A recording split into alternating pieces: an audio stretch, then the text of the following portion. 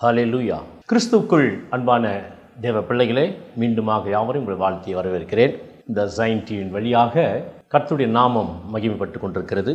இயேசு ஜீவிக்கிறார் என்கிறதான இந்த நிகழ்ச்சியில் கர்த்தருடைய வார்த்தையை பகிர்ந்து கொள்ளும்படியாக தேவன் பாராட்டின கிருபைக்காய் நான் ஆண்டவரை ஸ்தோத்திரிக்கிறேன்.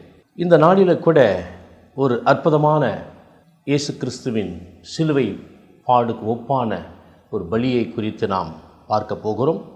ஜெபம் செய்வோம். மகா இரக்கமும் கிருபை நிறைந்த நல்ல ஆண்டவரே, இயேசப்பா, இந்த மாலை வேலைக்கு என்னோடு துதிக்கிறோம். தகப்பனே, இப்போதும் ஆண்டவரே உமது வார்த்தையை நாங்கள் தியானிக்க இருக்கிறோம். ஆண்டவரே, பார்க்கிறவர்கள் கேட்கிறவர்கள் பலனடைவார்களாக. உமது கல்வாரி அன்பை ஆண்டவர் அறிந்து கொள்ளும்படி புரிந்து கொள்ளும்படி கர்த்தாவே அடி மரத்து நீர் பேசும் நாங்கள் கேட்கிறோம். இயேசுவின் வழியை ஜெபிக்க நல்ல பிதாவே, ஆமென். Praise the Lord. கர்த்தர் நல்லவர், அவர் கிருபை என்றும் உள்ளது. யோவான் 1ஆம் அதிகாரம் 29வது வசனத்தில் யோவான் ஸ்நானகன் இயேசு கிறிஸ்து ஞானஸ்தானம் எடுப்பதற்கு வரும்போது ஒரு வசனத்தை சொல்லுகிற ஒரு வார்த்தை, இதோ உலகத்தின் பாவத்தை சுமந்து தீர்க்கிற தேவாட்டுக்குட்டி என்று சொல்லுகிறத நாம் பார்க்கிறோம். தேவாட்டுக்குட்டி.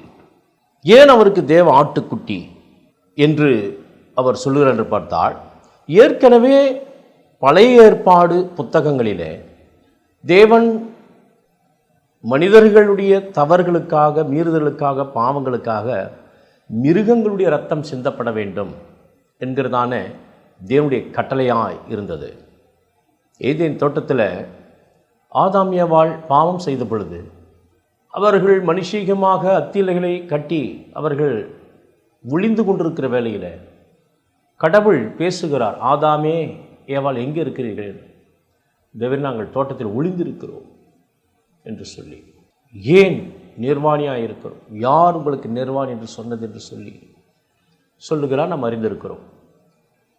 அவர்களுடைய அறிவு இலையை மறைக்கிறார்கள். அது காய்ந்து உதிரும் பொழுது அவருடைய நிலைகள் என்ன என்று பார்த்து தான் தேவன் இரக்கமுள்ளவராய் அவர் சபித்தாலும் கூட அவர்களுக்கு தவறு செய்யும் பொழுது மிருகங்களுடைய இரத்தம் சிந்தப்பட வேண்டும், கடவுளுக்கு பலி செலுத்த வேண்டும். அதே போல் பலி செலுத்தப்பட்ட அந்த ஆட்டுடைய தோலை ஆதாம் ஏவாளுக்கு உடுத்துகிறது நாம் பார்க்கிறோம். ஓகே, இப்போ பலி முக்கியமான ஒரு காரியம். மனிதர்கள் தவறு செய்யும் பொழுது கடவுளுக்கு பாவ நிவாரண பலி, குற்ற நிவாரண பலி, பல்வேறு பலிகள் இருக்கிறது. அதை குறித்து தான் நாம் ஒரு நிழலாட்டமாக நாம் பார்க்க போகிறோம். லேவியராகம் 16ஆம் அதிகாரம் 3-4 வசனத்தை நான் வாசிக்கிறேன். ஆரோன் பரிசுத்த ஸ்தலத்திற்குள் பிரவேசிக்க வேண்டிய மிதமாவது, அவன் ஒரு காளையை பாவ நிவாரண பலியாகவும் ஒரு ஆட்டுக்கடாவை சர்வாங்க தகன பலியாகவும் செலுத்தி பிரவேசிக்க வேண்டும். அவன் பரிசுத்தமான சணல் நூல் சட்டையை தரித்து தன் அறைக்கு சணல் நூல் சல்லடத்தை போட்டு சணல் நூல் இடைக்கச்சையை கட்டி சணல் நூல் பாகையை தரித்து கொண்டிருக்க வேண்டும். அவைகள் பரிசுத்த வஸ்திரங்கள். அவன் ஜலத்திலே ஸ்நானம் பண்ணி அவைகளை தரித்து கொண்டு இஸ்ரவேல் புத்திரராகிய சபையாரிடத்தில் பாவ நிவாரண பலியாக 2 வெள்ளாட்டு கடாக்களையும் சர்வாங்க தகன பலியாக ஒரு ஆட்டு கடாவையும் வாங்க கடவன். அல்லேலூயா. 6ஆம் வசனம், லேவியராகம் 16ஆம் அதிகாரம் 6. பின்பு ஆரோன் தனக்காகவும் வீட்டாருக்காகவும் பாவ நிவிர்த்தி செய்யும்படிக்கு தன்னுடைய பாவ நிவாரண பலியின் காளையை சேர பண்ணி அந்த 2 வெள்ளாட்டு கடாக்களையும் கொண்டு வந்து ஆசரிப்பு கூடார வாசலிலே கர்த்தருடைய சந்நிதியிலே நிறுத்தி அந்த 2 வெள்ளாட்டு கடாக்களை குறித்து கர்த்தருக்கென்று ஒரு சீட்டு, போக்காடாக விடப்படும் வெள்ளாட்டு கடாவுக்கென்று ஒரு சீட்டு அவர்கள் குலுக்கி போடும் பொழுது ஒன்று கர்த்தருக்கு பலியிடுவார்கள், ஒன்று போக்கு ஆடு, அதாவது ஸ்கேப் கோட் என்று சொல்வார்கள். ஸ்கேப் கோட் என்று சொன்னால் அதை பலி செலுத்த மாட்டார்கள். அதை இஸ்ரவேல் மக்களுக்காகவும் ஆரோன் குடும்பத்தாருக்காகவும் பலி செலுத்தும்படியாக எல்லா பாவத்தையும் அந்த ஆட்டின் தலையின் மீது சொல்லுவான். 2 கைகளை வைத்து எல்லா மீறுதல்கள், பாவங்கள், குற்றங்கள்லாம் சொல்லி சொல்லி சொல்லி சொல்லி ஆரோன் மக்களுடைய பாவங்களுக்காக, என்னுடைய குடும்பத்தின் பாவம் சாபத்தெல்லாம் செலுத்துவான். செலுத்தி அதை கொண்டு போய் வனாந்தரத்தில் ஆள்வசமாய் விடுவார்கள். அல்லேலூயா. ஏன் அதை விடுகிறார் என்று சொன்னால், லேவியராகமம் 16:10 போக்காடாக விடப்பட்ட சீட்டு விழுந்த வெள்ளாட்டுக்கடாவை அதை கொண்டு பாவ நிவிர்த்தி உண்டாகவும் அதை போக்காடாக வனாந்தரத்தில் விட கர்த்தருடைய சந்நிதியில் உயிரோடு நிறுத்தி, அதை வெட்ட மாட்டாங்க. ஒன்று கர்த்தருக்கு பலியிடுவார்கள், ஒன்று வனாந்தரத்தில் விட வேண்டும். லேவியராகமம் 16 அதிகாரம் 21, 22 வசனத்தை வாசிக்கிறேன். அதன் தலையின் மேல் ஆரோன் தன் 2 கைகளை வைத்து அதன் மேல் இஸ்ரவேல் புத்திரருடைய சகல அக்கிரமங்களையும் அவருடைய எல்லா பாவங்களிலும் உண்டான அவருடைய சகல மீறுதலையும் அறிக்கையிட்டு அவைகள் வெள்ளாட்டுக்கடாவுடைய தலையின் மேல் சுமத்தி அதை அதற்கான ஆள்வசமாய் வனாந்தரத்துக்கு அனுப்பிவிட கடவன். அந்த வெள்ளாட்டுக்கடா அவருடைய அக்கிரமங்களெல்லாம் தன்மேல் சுமந்து கொண்டு குடியில்லாத தேசத்திலே போவதாக. அவன் அந்த வெள்ளாட்டுக்கடாவை வனாந்தரத்தில் போக விட கடவன். அல்லேலூயா! எவ்வளோ கடவுள் மோசே நியாயப்பிரமாணத்தில் இந்த சட்ட புத்தகம் என்று சொல்லுகிற லேவியராகும் புத்தகத்தில் அற்புதமான ஒரு விஷயத்தை அவர் எழுதியிருக்கிறார். மனிதர்கள், ஊர் மக்கள், ஆசார் எல்லாருடைய பாவத்திற்காகவும் பாவ நிவர்த்தி, அதிலிருந்து விடுதலை பெறுவதற்கு ஆடுகளை பலியிட வேண்டும் என்று நாம் பார்க்கிறோம். இந்த போக்காடு ஆளில்லாத வனாந்தரம், இஸ்ரேல் தேசத்தில் வனாந்தரமான ஒரு இடத்திற்கு இயேசு கிறிஸ்து போய் இரவும் பகலும் 40 நாள் உபவாசம் செய்து ஜெபித்தார். அந்த வனாந்தரத்தை நாங்கள் பார்த்தோம். கண்ணுக்கு எட்டின தூரத்தில் ஒரு புல்லும் கிடையாது, ஒரு மரமும் கிடையாது. அப்படியே மணல் குய்த்து வைத்தது போல பாறைகள், மணல்கள் தான் ஃபுல்லாக இருக்குது. எத்தனையோ கிலோமீட்டர், ஒரு டிராப் தண்ணி கூட கிடையாது. மழை பெஞ்சா தண்ணி ஒன்றும் கிடையாது. வேறு ஆடு கூட இருக்காது, வேறு மாடு இருக்குது, மனுஷனும் கிடையாது. அந்த இடத்துல இந்த ஆடை விட்டுடுவாங்க. ஒரு சிகப்பு கயிறை கட்டி, அடையாளமாக சிகப்பு கயிறை கட்டி அதை வனாந்தரத்தில் விடுவார்கள். பல மாதங்கள் அது சுற்றி திரியும். பனி, மழை, வெயில் எல்லாம். அந்த சிகப்பு கயிறு வெண்மையாக மாறிடுமா. அந்த கயிறு வெள்ளையாக ஃபேட் ஆகிடும். அப்போ அந்த வெண்மையாச்சுன்னா நம்முடைய பாவங்கள், நம்முடைய அக்கிரமங்கள் மன்னிக்கப்பட்டது என்று சொல்லி அவர்கள் அதை கண்டுபிடித்து கொண்டு ஆசரிப்பு கூடாரத்தில் பலியிட்டு அதை பங்கு கொடுப்பார்கள். அநேக கிராமங்களிலே, பட்டணங்களிலே ஊர் மாடு என்று சொல்லுவார்கள். ஊருக்கு அதை கல்லெடுத்து அடிக்காத ஊர் மாடு, ஆடு என்று சொல்லி வருஷ கணக்கில் வளர்ப்பாங்க. பிறகு அதை பலியிட்டு ஊருக்கெல்லாம் பங்கு போட்டு கொடுப்பார்கள். அது இஸ்ரேல் ஜனங்கள் அந்த காலத்தில் கடவுள் கொடுத்த அந்த கட்டையிலிருந்து வந்த அந்த கலாச்சாரத்தில் தான் இன்றைக்கும் ஒரு சில கிராமங்கள் நடந்து கொண்டிருக்கிறது.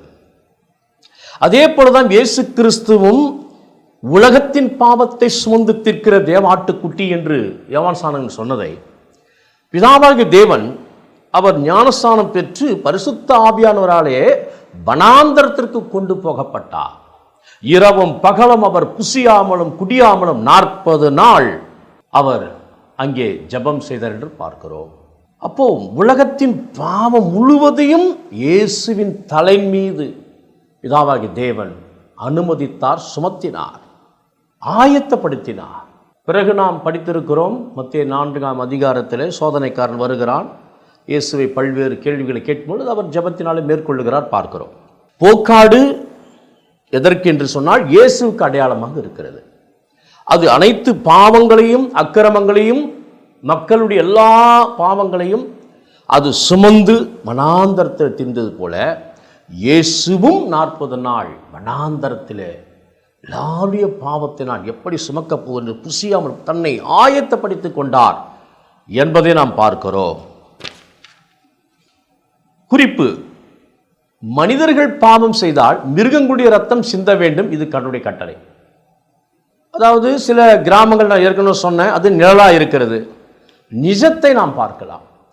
நிழலாட்டமாகவே நாம் பார்த்துக்கணும். நிஜத்தை நாம் பார்க்க மேசியாவாகிய இயேசு இந்த உலகத்திற்கு பலி கொடுக்க காரணம், பிதா மேசியாவை இயேசுவை உலகத்திற்கு பலி கொடுக்க காரணம், என்னவென்று பார்த்தால், அவராலே ரட்சிப்பு கொடுக்கவே இயேசு பரிசுத்த தேவனாகிய அவர் பாவிகளாகிய நமக்காக சிலுவையில் பலியிட ஒப்பு கொடுத்தார். அவர் பரிசுத்தர், நாம் பாவிகள். அவரை போல நாம் வாழ வேண்டும் என்பதற்காக ஆதாம் ஏவாள் இழந்து போன ரட்சிப்பை, நித்திய வாழ்வை மீண்டுமாக நமக்கு கொடுக்க வேண்டும். நான் கர்த்தர், நான் மாறாதவர், நான் அன்புள்ள தேவன் என்பதை இங்கே நமக்கு விளங்க செய்கிறார். எசையா 1:18, உங்கள் பாவங்கள் சிவரென்றிருந்தாலும் உறைந்த மழை போல் வெண்மையாகும், அவைகள் இரத்தாம்பர சிவப்பாயிருந்தாலும் பஞ்சை போலாகும். அதுபோல போக்காடு அடிக்கப்படும் பொழுது ஆரோன் இஸ்ரவேல் மக்கள் பாவங்கள் மன்னிக்கப்படுகிறது. அல்லேலூயா, பிரைஸ் தி லார்ட். அப்போ இயேசு கிறிஸ்து அற்புதமாய் இந்த காரியங்களை தன்னுடைய வாழ்க்கையில் அவர் பிதாவின் சித்தத்தை நிறைவேற்றுகிற பார்க்கிறோம். 40 நாள் அவர் வனாந்தரத்தில் அவர் இந்த உபவாசத்தை ஏற்படுத்தி கொண்டு புசியாமலும் குடியாமலும் அதை சிலுவை பாடுகளை எவ்வளவாய் சுமக்க வேண்டும் என்கிறதான சிந்தையோடு அவர் ஊழியத்திலே ஒப்பு கொடுக்கிறத நாம் பார்க்கிறோம். ஏன்? உலகத்தின் பாவங்களை சுமக்க வேண்டிய ஆடு இயேசு மனிதர்கள் செய்த பாவத்திற்கு ஒரு மனிதன் மரிக்க வேண்டும் என்பதுதான் பிதாவினுடைய திட்டமாயிருந்தது. மிருகங்களுடைய இரத்தம் தேவையில்லை என கடவுள் தீர்மானித்து இயேசுவை சிலுவையில் மரண தண்டனைக்கு பிதா ஒப்பு கொடுத்தார். யாரும் ஒப்பு கொடுக்க, பிதா சொன்னார், இயேசு கீழ்ப்படிந்து தன்னை ஒப்பு கொடுத்தார். ஏன் போக்காடு அடிக்கப்பட்டது? ஏனென்றால் எந்த மிருகனுடைய ரத்தம் பாவங்கள் நிமித்தமாக பரிசுத்த ஸ்தலத்திற்குள் பிரதான ஆசாரினாலே கொண்டு வரப்படுகிறதோ அந்த மிருகங்களுடைய உடல்கள் பாளையத்திற்கு புறம்பே சுட்டெரிக்கப்பட வேண்டும் என்பது எபிரேயர் 13ஆம் அதிகாரம் 11, 12, 14 நீங்கள் வாசித்து பார்த்தீர்களானால் அற்புதமான அந்த வார்த்தையை நீங்கள் தியானிக்க முடியும். அந்தபடியே இயேசுவும் தம்முடைய சொந்த இரத்தத்தினாலே சகல ஜனத்தை பரிசுத்த செய்யும்படியாக நகர வாசலுக்கு புறம்பே பாடுபட்டார். அல்லேலூயா. ஆகையால் நாம் அவருடைய நிந்தையை சுமந்து பாளையத்திற்கு புறம்பே அவரிடத்திற்கு புறப்பட கடவோம். அல்லேலூயா. இயேசு சிலுவையில் மரிக்க காரணம் ரோமர் 3ஆம் அதிகாரம் 23வது வசனத்தை நாம் பார்க்கிறோம்.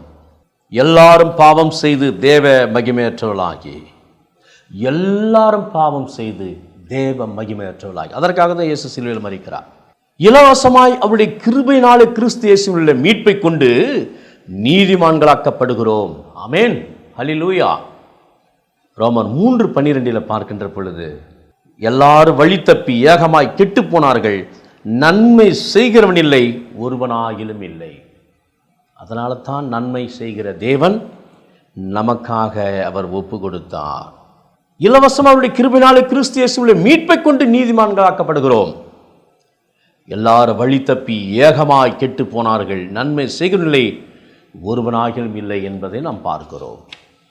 ரோமர் 4ஆம் அதிகாரம் 7, 8 வாசித்து நீங்கள் பார்ப்பீர்களானால், எவருடைய அக்கிரமங்கள் மன்னிக்கப்பட்டதோ, எவருடைய பாவங்கள் மூடக்கப்பட்டதோ, எவருடைய பாவத்தை கர்த்தர் எண்ணாதிருக்கிறாரோ அவர்கள் பாக்கியவான்கள் என்று தாவீது சொல்லுகிறார். ஹல்லேலூயா. ரோமர் 5:8 நாம் பாவிகளாய் இருக்கையில் கிறிஸ்து நமக்காக மரித்ததினாலே தேவன் நம்மேல் வைத்த தமது அன்பை விளங்க பண்ணுகிறார். ஆமேன். ரோமர் 6ஆம் அதிகாரம் 23 பார்க்கின்ற பொழுது, தேவ கிருபை நித்திய ஜீவன், பாவத்தின் சம்பளம் மரணம். தேவனுடைய கிருபை வரமோ நம்முடைய கர்த்தராகிய இயேசு கிறிஸ்து உண்டாக நித்திய ஜீவன். இதைத்தான் ஏசாயா 53ஆம் அதிகாரத்தில் நாம் பார்க்கிறோம். இயேசு கிறிஸ்துவினுடைய பாடுகள், கிறிஸ்து பிறப்பதற்கு முன்பாகவே மேசியா பிறப்பார், மேசியா சிலுவையில் பாடுபட்டு மரிப்பார் என்று கிறிஸ்து பிறப்பதற்கு 730 ஆண்டுகளுக்கு முன்பாக ஏசாயா தீர்க்கதரிசி அற்புதமாக எழுதியிருக்கிறார். அவைகள் தெளிவாக நாம் பார்ப்போம். ஏசாயா 53ஆம் அதிகாரத்தை நாம் திருப்பிக் கொள்ளுவோம். 53:4 நம்முடைய மீறல் நிமித்தம் அவர் காயப்பட்டு, நம்முடைய அக்கிரம நிமித்தம் அவர் நொறுக்கப்பட்டார், நமக்கு சமாதானத்தை உண்டு பண்ணும் ஆக்கினி அவர் மேல் வந்தது, அவருடைய தழும்புகளால் குணமாகிறோம். ஹல்லேலூயா. நம்முடைய மீறுதல்கள், அதாவது பாவம் என்பது தவறு, தெரியாமல் பாவம் செய்து விடுகிறார்கள். ஓகே, தெரிஞ்சே பாவம் பண்ணுவது அதுதான் மீறுதல். தெரிந்தே தேவனுடைய ஆலயத்திற்கு போக வேண்டும், அவரை துதிக்க வேண்டும், ஜெபிக்க வேண்டும், வேதம் வாசிக்க வேண்டும். இதெல்லாம் கர்த்தருடைய கட்டளை. அது தெரிந்த பரவாயில்ல விடு அப்படி என்று சொல்லி அசட்டை பண்ணுவது மீறுவது. தேவனுக்கு செலுத்த வேண்டிய கனத்தை செலுத்தாமல் இருக்கும் பொழுது அப்படிப்பட்ட மீறுதல்களை மனிதர்கள் பாவம் செய்கிறார்கள். மீண்டும் கடவுள் கையில் வராங்க, பலி செலுத்த மறுபடியும் பாவம் செய்கிறாங்க. இதைத்தான் மீறுதல்கள் என்று சொல்லுகிறார் ஆண்டவர். இப்படி பல்வேறு அவருடைய பார்வைக்கு பல்வேறு மீறுதல்கள், அக்கிரமங்கள். இவர்களுக்காகத்தான் ஆண்டவர் அன்பு வைத்து மரித்தார். 53 எசையா 6ஆம் வசனம், நாம் எல்லாரும் ஆடுகளைப் போல வழி தப்பி திரிந்து அவனவன் தன் வழியிலே போனோம், கர்த்தரோ நம்ம எல்லாருடைய அக்கிரமத்தை அவர் மேல் விழ பண்ணினார். அல்லேலூயா.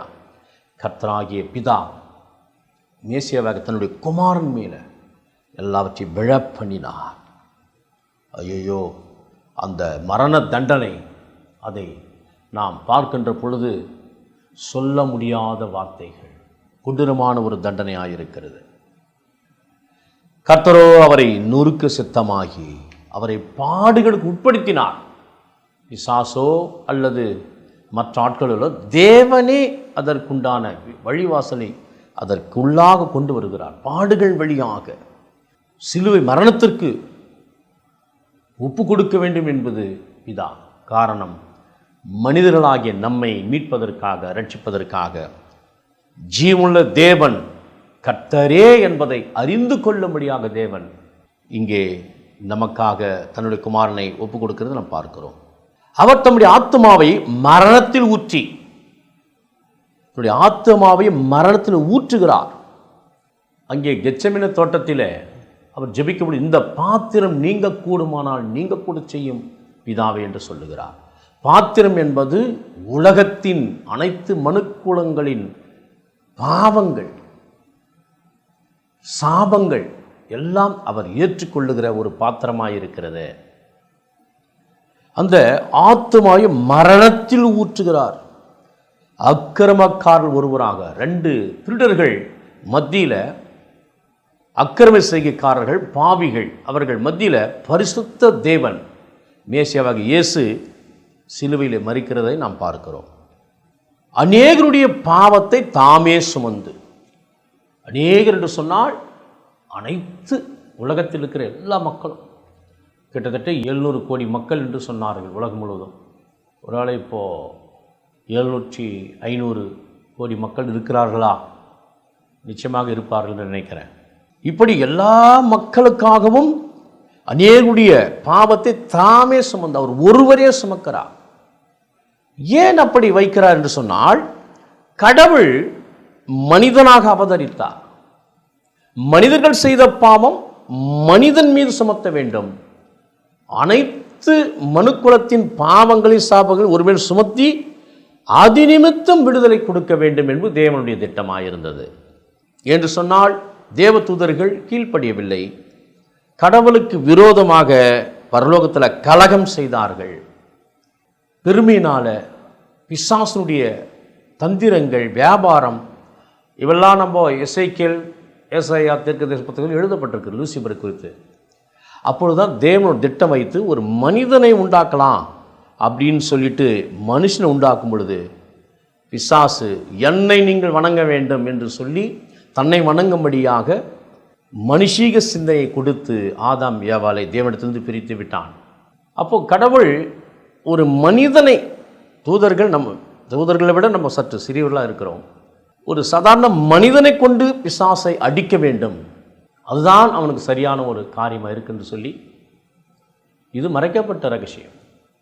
ஆதியாகமம் 3:15 மேசியாவை குறித்து தீர்க்க தரிசனம். ஆனால் அதற்கு எத்தனையோ ஆண்டுகள் தேவன் பொறுமையாக இருந்து காலம் நிறைவேறிய பொழுது மேசியாவாக இயேசு பிறக்கிறார், வளர்கிறார். 30ஆம் வயதிலே ஞானஸ்தானம் பெற்று பிறகு அவர் ஊழியம் செய்கிறார். 3 ஆண்டுகள் ஊழியம் செய்து பிறகு சிலுவை பாடுகளை ஏற்கிறார். பிதா சொல்லி கொடுத்த அவர் சித்தத்தை நிறைவேற்றுகிற ஒரு காரியமாக இருக்கிறது. அதுதான் யோவான் 1:29 இதோ உலகத்தின் பாவத்தை சுமந்து தீர்க்கிற தேவாட்டுக்குட்டி. அப்போ இந்த போக்காடு இந்த தேவ ஆட்டுக்குட்டியாக இயேசு, இது ரெண்டும் ஒன்று பார்க்கின்ற பொழுது அங்கே ஆடு அடிக்கப்பட வேண்டும் மனிதர்களால் நமக்காக. ஒருவேளை நீயும் நானும் செய்த பாவத்திற்கு நாம் ஒவ்வொரு மாதமும் ஒவ்வொரு வருஷமும் ஒவ்வொருவருக்காக ஒரு ஆடு கொண்டு போய் ஆலயத்தில் பலிவிட வேண்டும் என்று சொன்னால் ஆலயத்திற்கு வருவார்களா? இப்போ இருக்கிற காலகட்டத்தில் சும்மா வருவதற்கே ஆலயத்தில் வருவதற்கு யோசிக்கிறார்கள். ஒரு 30,000 40,000 ஆடுகளை கொண்டு வந்து நாங்கள் பாவம் செய்து விட்டோம், அதற்குண்டான காரியங்களை நீங்கள் செய்யுன்னு சொல்லி வருவார்களா? இதெல்லாம் ஒன்றுமே வேணாம். உனக்காக நான் மரிக்க தயாராக இருக்கிறேன் என்று சொல்லித்தான் இயேசு நம் மீது வைத்த அன்பினாலே அவர் ஆட்டை போல இந்த உலகத்திற்கு அவர் வந்தார். வந்து எப்படி மரித்தார் தெரியுமா? ஒவ்வொரு மனிதனுக்காக மரண தண்டனை ஏற்றுக்கொண்டார். அவர் அடிக்கப்பட்டார், குத்தப்பட்டார், அவமானப்படுத்தப்பட்டார், துக்கம் நிறைந்தவராய் பாடு அனுபவித்தார். ஒருவரும் கெட்டுப்போக அவருக்கு விருப்பமில்லை, அவரில் பாவம் இல்லை.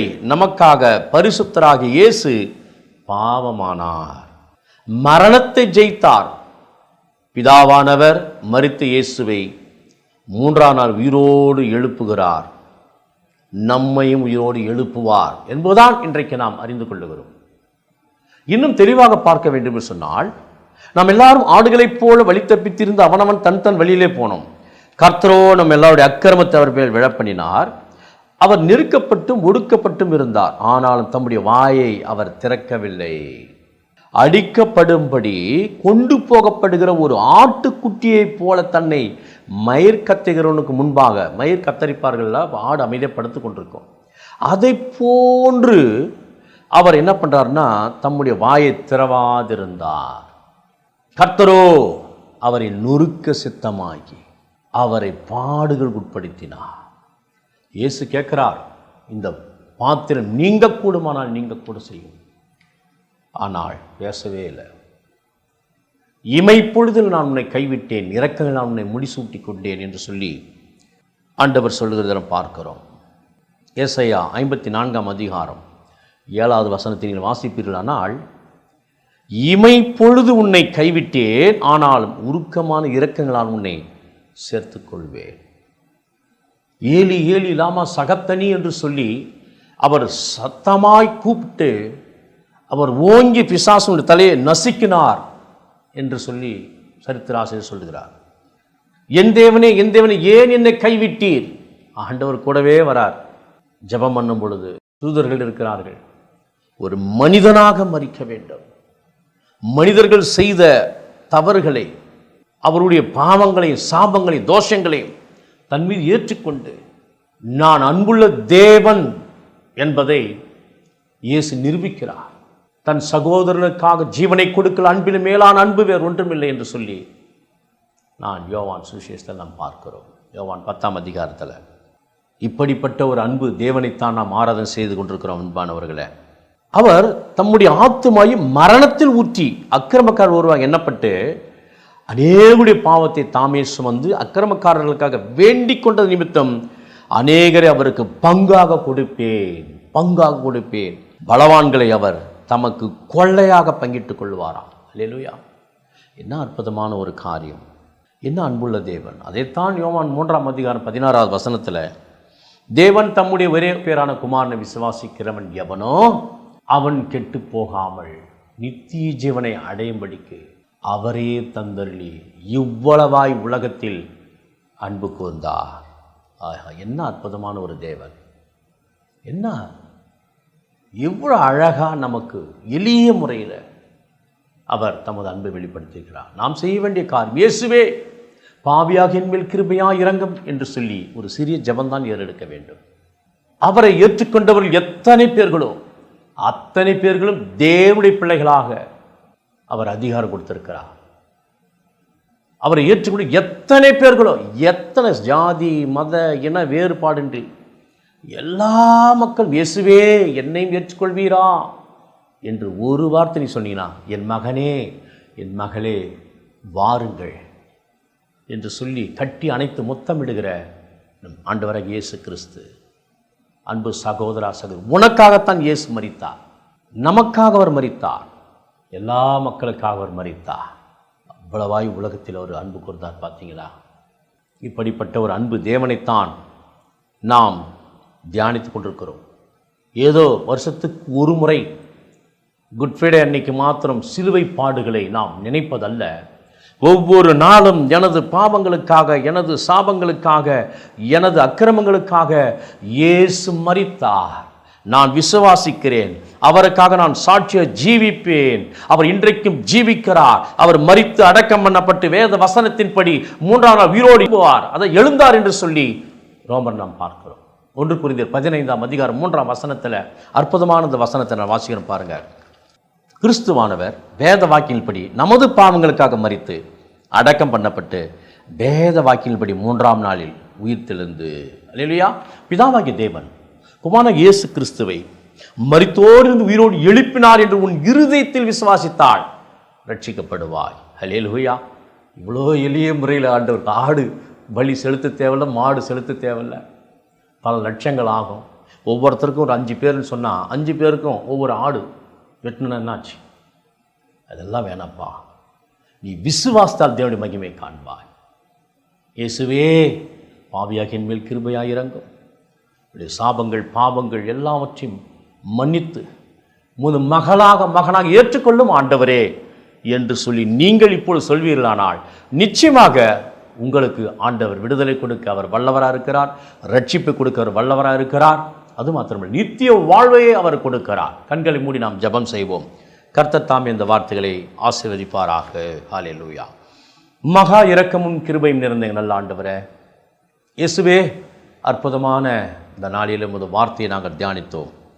போக்காடு ஆண்டவர் வனாந்தரத்தில் எல்லாருடைய பாவத்தையும் அக்கிரமங்களை சுமந்து கொண்டு அது திரிந்து, ஆண்டவரே, எல்லாருடைய பாவத்தை ஆண்டவரே அது எப்படி பரிசுத்தமாய் அந்த சிகப்பு கயிறு ஆண்டவரே அது வெண்மையாய் மாறும் பொழுது மக்களுடைய பாவங்கள் சாபங்கள் மன்னிக்கப்பட்டது என்று சொல்லி, அது பலிக்காக அது தயாராகிவிட்டது என்று சொல்லி எப்படி தயார்படுத்தினீரோ அதே போன்று இயேசுவையும் ஆண்டவரே நீர் அப்பா சிலுவை பாடுகளுக்கு அவர் உட்படுத்தும்படி அவர் தயார் செய்து சரியான நேரத்தில் ஆண்டவரே ஒரு பழுதற்றதும் இல்லாத ஒரு ஆட்டை போல ஆண்டவரே ஒரு ஆண் ஆடை அடிப்பார்கள் கடவுளுக்கு, அதே போன்ற ஆண்டவரே ஒரு பழுதும் இல்லாமல் என் ஆண்டவர் எங்களுக்காக நீர் மரித்தீரே அப்பா, எங்களுக்காய் ஆண்டவரே ஜீவனே கொடுத்தீரே, ரத்தம் சிந்துதல் இல்லாமல் பாவம் மன்னிப்பு இல்லை. ஆமாம் ஆண்டவரே, இயேசு கிறிஸ்துவின் ரத்தம் சகல பாவங்களை நீக்கி நம்மை சுத்திகரிக்கும் என்று 1 யோவான் 1:7 நாங்கள் பார்க்கிறோம். அப்பா, ஒரு விசையாய் இது கல்வாரி ரத்தத்தினால் இந்த வார்த்தை கேட்கிற ஒவ்வொருவரும் சுத்திகரிக்கும்படியா ஜெபிக்கிறோம் ஆண்டவரே. இயேசுவின் நாமத்தில் விடுதலை பெறுவார்களாக. குமாரன் விடுதலாக்கினால் மெய்யாக விடுதலாவீர்கள். இயேசுவே, ரட்சிப்பு கர்த்தருடையது. கர்த்தாவே ரட்சிங்க ஆண்டவரே. இந்த வார்த்தை கேட்கிற ஒவ்வொருவரும் ஆண்டவரே இயேசப்பா கர்த்தரினோடு பேசினார். ஆண்டவரே, என்னையும் ஏற்றுக்கொள்ளுங்கப்பா. இன்னும் ஆண்டவரே, இன்னும் நான் உம்மை அதிகமாய் உம்முடைய கிட்டி சேர்ந்து ஆண்டவரே உடைய வார்த்தை நிலைத்திருக்க எங்களை ஆண்டவரே பாதுகாத்து கொள்ளும், எங்களை பயன்படுத்தும் என்று ஒப்பு கொடுப்போமா? இயேசுவே, அப்படி செய்வீராக. இப்பொழுதும் ஜெபிக்கிற ஒப்பு கொடுத்து ஒவ்வொரு தேவ பிள்ளைகளையும் நீர் பாதுகாத்து கொள்ள ஆசீர்வதியும் நித்தித்திருக்கென்று தகுதிப்படுத்தும். இயேசு கிறிஸ்துவின் இனிய நாமத்தில் ஜெபிக்கிறோம் எங்கள் ஜீவனுள்ள பிதாவே, ஆமென். Praise the Lord. கர்த்தர் தாமே உங்களை ஆசீர்வதிப்பாராக.